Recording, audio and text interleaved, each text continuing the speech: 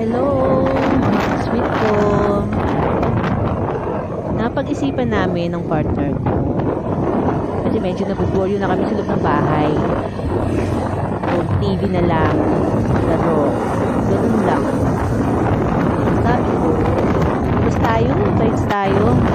Kahit wala sa plano. Baon na tayo ng tubig at biscuit. Kahit sa mga walang budget. Diba? Parang gusto nyo mag-relax. Gusto nyo gumala. Kaya napanggasolin na lang kayo. Babay ng tubig. Kasi bago kayo umalis, kumain muna kayo. Kumain kayo ng mabigat. Kanin. Hindi kayo agad magugutom. Pero, syempre, magbaon din kayo ng biscuit, tubig. Para di na kayo gagastos. Biruin mo, galing kami Kalamba. Pupunta kami ng Tagaytay. Ang daming pagkain doon na bibilhan. Pero syempre, ang mahal, para sa amin pero sa para may budget, okay na yun, sulit sa kanila yun. Pero kung sa mga para sa mga nagsisikip at gusto lang mag-relax, kaya nyo na kayo sa bahay. Parang baka kayo dito, kaya naman kaya nyo po na bahay nyo. Ayan nga pala, ayaw namin sa matraffic, ayaw namin sa medyo maingay na daan. Kaya napag-isipan namin dumaan sa may Kanlubang, doon sa maraming factory. Madadaanan nyo pala itong bahay ng mga Marcos, mansyon ng mga Marcos. Medyo walang tao, abandonado, parang ganon. Tahimik. Narinig nyo lang mga huni ng ibon, hangin, ganon. Tapos pa-picture, yun lang. O diba, kaka-relax na rin yun. Ibang view naman. Kahit saglit lang kayo. After nun, diretso lang kami.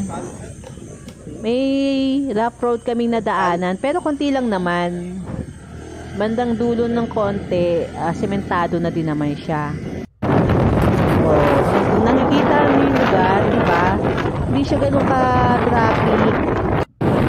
Hindi rin siya ganun ka-ingay. Parang medyo makulimlim lang pati to nung time na pumunta kami sa Tagaytay. Nung wala sa plano. Kung nakikita nyo, diba, iisang sasakyan lang yung kasabay namin. Yan yung nasa unahan namin. Nakaka-relax. Dito kayo dumaan. So, syempre yung mga galing galing San Pablo, Santa Cruz, Laguna. Yung shortcut na to yung pinaka-the-best. Sarap tingnan sa paligid, puro-puro. Ang ilang lang yung bahay na madadaanan nyo. Kaso tumira dito, no? Nakaka-relax. Sarap sa pakiramdam, malamig. Puro kulay green. At saka hindi ganun kapangit yung daan. Maganda pa nga yung daan nila. Wala masyadong ubak. Pero syempre, pagkabago ka dito, dahan lang kasi. Hindi mo naman sa ulado yung mga daan kung saan meron. Diba? O pag mabilis ka, tapos naluba ka, walang dito, walang mga vulcanizing shop, walang mga ganun. O di paano na lang, pagka nalubak ka, naplatan ka, dahan lang. Enjoy ko lang yung tanawin niya, no? Sa mata. Tagal-tagal ko na dito sa pero ngayon lang ako pupunta ng Tagaytay ng nakamotor at wala ako sa plano. Listen to news. Saka yung hangin nagmadami sa katawan mo, sarap lang. Tapos medyo pataas pala itong lugar na to. Ayan, nandito na kami. Pagpasok mo pala po dun sa papuntang People's Park in the Sky sa Tagaytay, may madadaanan kang guardhouse. Magbabayad ka lang ng 20 pesos para sa parking lot nila. Tapos siya, nagpark na kami. Ganda na agad ng view. Diba? O, may kainan din dito, mga tapsilog, bulaluhan. Ayan o. Nasa paligid lang siya. Hindi talaga mawawalan dito ng kainan. Oh, ang ganda 'di ba? Kita mo talaga yung sa baba. Tapos, pagka-park mo, maglalakad ka na. Hindi na pwede pumasok sa taas yung motor, yung mga sasakyan. Lakad ka na pataas. Exercise na rin yun. Medyo nabasa lang ako. Kasi may umaambo nung panahon na to. Yan. Medyo maaga kasi kami pumunta dito. Mga 10 o'clock pa lang. Kaya ganyan pa lang kakonti yung mga tao. Ayan oh. May upuan din sila. Picture. Bagal-bagal lang lakad. Para na-relax ka lang. Ito naman yung purpose namin. Bakit kami pumunta dito eh. Makita lang namin yung tanawin. Diba? Ang ganda. Pagpunta mo dyan sa bato na yan, pag tumungtong ka, kitang-kita mo. Sarap sa mata. Sarap tumira dito. Mayaman lang ako, siguro kukuha ako ng lote dito eh. Para pagka-stress na stress ka na, akit ka lang ng Tagaytay. Picture, doon ka magpahinga, tahimik. O, diba? Pose. O, ang ganda, diba? Ganda, oh. Hindi ako yung view. Bago mo pala tapusin ang video na to, subscribe ka sa channel ko para makita mo din yung ibang pupuntahan pa namin ng partner ko, ng aking sweet. Sweet mo to. Ito pala ang pangalan ng channel ko. Anyway, diretso tayo. O, diba? Kita mo yung Taal volcano. Sinusubukan kong i-zoom yung cellphone ko kung kaya. Kaso hanggang dito lang pala. Pasensya na. Mumurahin lang po kasi yung cellphone ko. O, diba? Lakad-lakad lang. Picture. Kung napapangitan kayo sa akin, wag na po akong tingnan nyo. Yung view na lang. Tapos, ayun pala ang partner ko, ang aking sweet. Tapos, meron pala dito mga bilihan ng souvenir. Ang gaganda kaya ng mga bag dyan. Gaganda ng pwedeng mabili. Wala lang akong pera. Tingin-tingin lang kumbaga. Okay na yun. At least na-relax yung isip ko. O, diba? Nakalabas ka sa lungga mo. O, ganun. Akyat tayo sa taas. Meron kasi dito mas mataas pang view Yan. Ito na yata yung pinakamataas na view dito sa Tagaytay. Tapos may malaking pinya. O, diba? May upuan pa sila. Pag gusto mo magpahinga, napagod ka sa pag-akyat, hinihingal ka, upo ka muna. O, ang baba na ng mga fago. Akala ko nga matatakpan din kami Mahamog na. Yung part na to. Pero pag ikot mo sa kabila, wala na. Malinaw na. Excuse me po. O, diba? Ang ganda.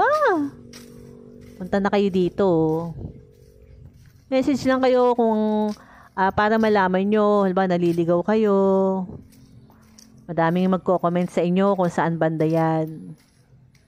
Ang mura pa ng parking lot nila, no? 20 pesos lang kahit anong oras pa kayo matapos. Napagod kayo sa taas, pagbaba nyo, may kainan. Para doon sa may mga budget. Diba? Iniikot lang namin yan Tapos meron din pala kung ayaw nyo maglakad papunta sa taas ng People's Park in the Sky. Pwede kayo sumakay ng jeep. Sa kanila lang mismo yun Jeep na 10 pesos lang bawat isa. Diba? Pero may nakasalubong ako dito Senior na siya. Nakaya pa niyang umakyat papunta sa People's in the Sky. People's Park in the Sky. Diba? Ayan. Ito na yung pinakamataas. Kahit magtagal ka dito para ma-relax yung isip mo, yung mata mo. Diba? Ayan, kakati lang ng tao nung time na yan. Ang ganda Ayan. Nadaanan namin to Nadaanan namin yan. Hindi mo lang mapapansin. Ayan, yung way na yan. Ganda Diba? Ganda niya. Picture, picture. Ikot yan eh. Maganda din ang panahon. Makulimlim lang. Hindi masyado mainit, hindi rin masyado malamig. Tama lang. Yan. Busy siya, yung aking sweet. Anyway, hanggang dito na lang po. Pauwi na kami. Magdadaan ako yung mga nagtitinda ng mga prutas. Pababa na po kami niyan. May marinig kayo dyan na jeep. Doon yung mga sumasakay na medyo ayaw maglakad, pataas. Kasi syempre hinihingal na. Ayan, pababa na, diba? Tingnan nyo, ang ganda ng view. Mas nakaka-relax kasi yung nadadaan naman siya ng dahan-dahan. Yan. Sa may bukal, yung kastilyo din. Sa susunod, abangan ang mga post ko para pa sa pupuntahan namin ibang lugar. Salamat mga ka-sweet!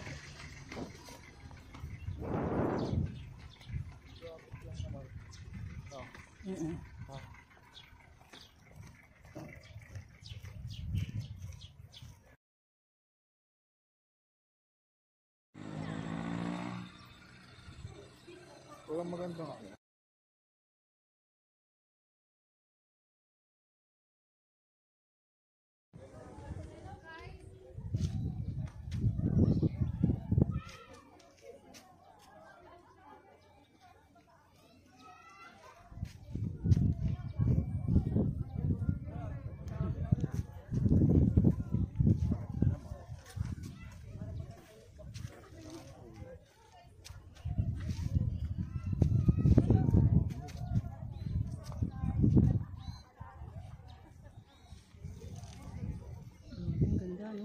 Pag nasa taas eh.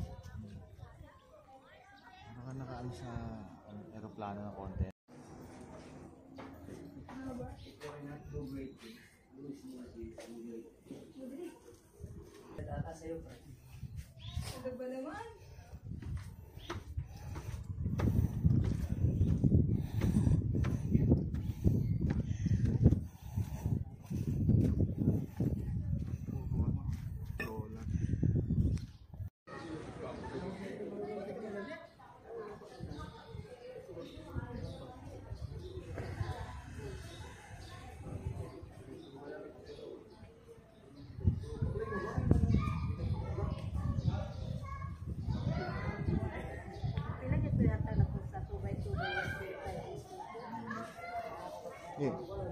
Bababa na, mabigat.